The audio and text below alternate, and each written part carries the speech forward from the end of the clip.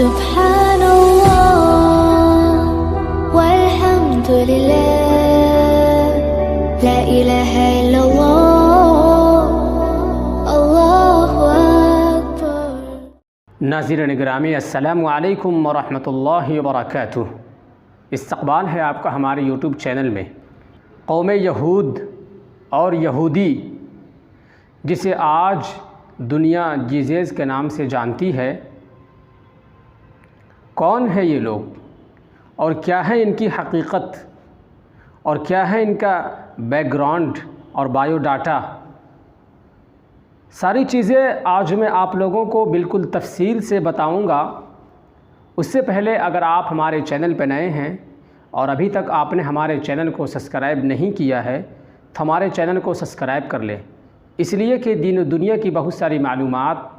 آپ کو اس چینل پر دیکھنے کو ملتا رہے گا۔ دوستو، دراصل قوم یہود اور یہودی موسیٰ علیہ السلام کے ماننے والے اور ان کے متبعین اور پیروکار ہیں۔ ان کا ماننا ہے کہ موسیٰ علیہ السلام کا دین ہمیشہ باقی رہے گا،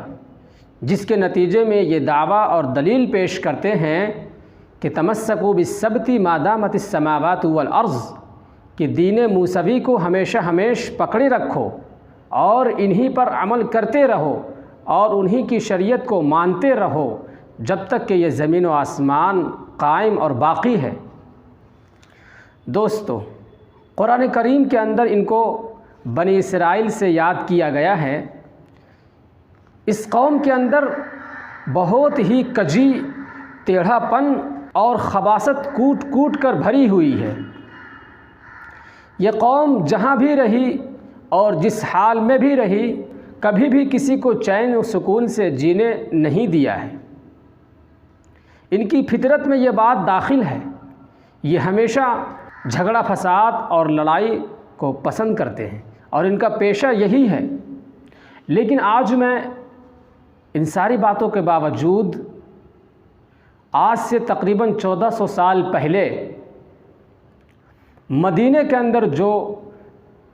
یہودی آباد تھے، اس کی میں ہلکی سی جھلک آپ کے سامنے رکھنا چاہوں گا۔ دوستو،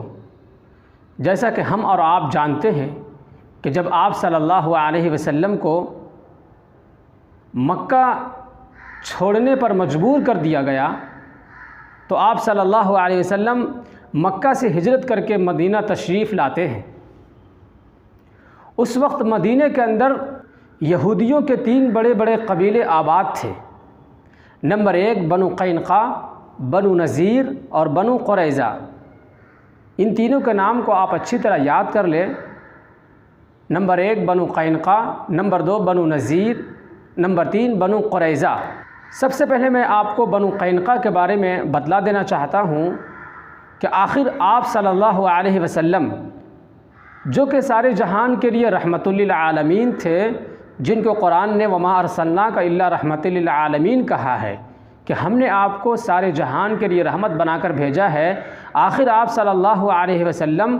بنو قینقاع کو قبیلہ بدر کیوں کیا اور آخر ان کو مدینے سے کیوں نکال باہر کیا؟ دراصل ان کے پیچھے واقعہ کچھ یوں ہوا تھا کہ ایک مسلمان عورت ایک یہودی کے دکان کے پاس جاتی ہے تو وہ یہودی نہ صرف یہ کہ اس مسلمان عورت کی حجاب کو نوچتا ہے،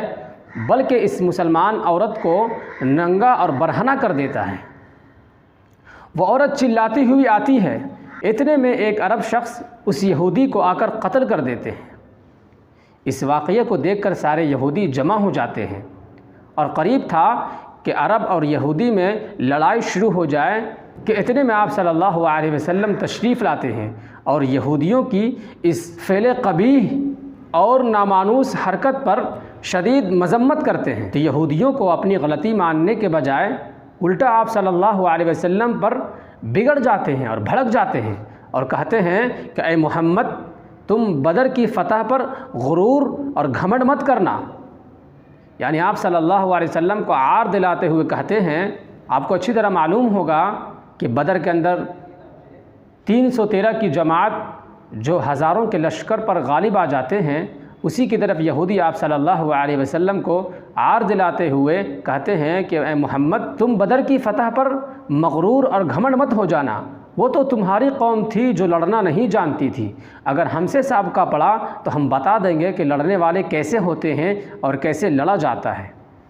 بتائیے، اس طرح سے آپ صلی اللہ علیہ وسلم کی شان میں گستاخی کرتے ہیں۔ آخرکار آپ صلی اللہ علیہ وسلم بنو قینقاع کی 15 روز تک محاصرہ جاری رکھتے ہیں، جس کے نتیجے میں بنو قینقاع پر اللہ تبارک و تعالی رعب ڈال دیتے ہیں، یعنی دبدبہ اور دہشت ڈال دیتے ہیں، جس کے نتیجے میں بنو قینقاع بغیر کسی شرط کے آپ صلی اللہ علیہ وسلم کے حکم پر رضامندی ظاہر کرتے ہیں، تو آپ صلی اللہ علیہ وسلم ان کو مدینے سے نکال باہر کرتے ہیں۔ اس کے بعد بنو نذیر کا نمبر آتا ہے۔ یہ قوم دراصل بنو کلاب کے 2 شخص کو قتل کر دیتے ہیں، تو اسی مسئلے کے پیش نظر آپ صلی اللہ علیہ وسلم بنو نذیر کے پاس دیت کے متعلق گفتگو کرنے کے لیے تشریف لے جاتے ہیں، تو بظاہر یہ لوگ یعنی بنو نذیر کے لوگ آپ صلی اللہ علیہ وسلم سے خندہ پیشانی اور مسکراتے ہوئے ملتے ہیں، مگر جیسا کہ میں نے آپ کو بیان کیا، اس قوم کے اندر خباثت اور کمینہ پن، کجی اور ٹیڑھا پن، میرے پاس الفاظ نہیں ہیں ان کی مذمت بیان کرنے کے لیے۔ خیر، یہ آپ صلی اللہ علیہ وسلم سے اولاً تو خندہ پیشانی اور مسکراتے ہوئے ملتے ہیں، اور آپ صلی اللہ علیہ وسلم کو ایک دیوار کے پاس لے جا کر بٹھا دیتے ہیں، اور ایک شخص کو یہ حکم دیتے ہیں کہ اوپر سے آپ صلی اللہ علیہ وسلم پر نعوذ باللہ ایک بڑا سا چٹان گرا دیا جائے، تاکہ آپ صلی اللہ علیہ وسلم اس چٹان سے دب کر کے مر جائیں۔ لیکن آپ صلی اللہ علیہ وسلم کو بذریعہ وحی آپ صلی اللہ علیہ وسلم کو اس کی اطلاع ہو جاتی ہے، تو آپ صلی اللہ علیہ وسلم فوراً وہاں سے چپ چاپ اٹھ کر چلے آتے ہیں۔ آپ صلی اللہ علیہ وسلم جب وہاں سے اٹھ کر چلے آتے ہیں تو آپ کے ساتھ جو اس وقت صحابہ موجود ہوتے ہیں، ابو بکر، عمر اور علی رضی اللہ عنہ اور بعض دیگر صحابہ بھی، وہ بھی آپ صلی اللہ علیہ وسلم کو دیکھ کر چلے آتے ہیں۔ آپ صلی اللہ علیہ وسلم وہاں سے اٹھ کر چلے آنے کے بعد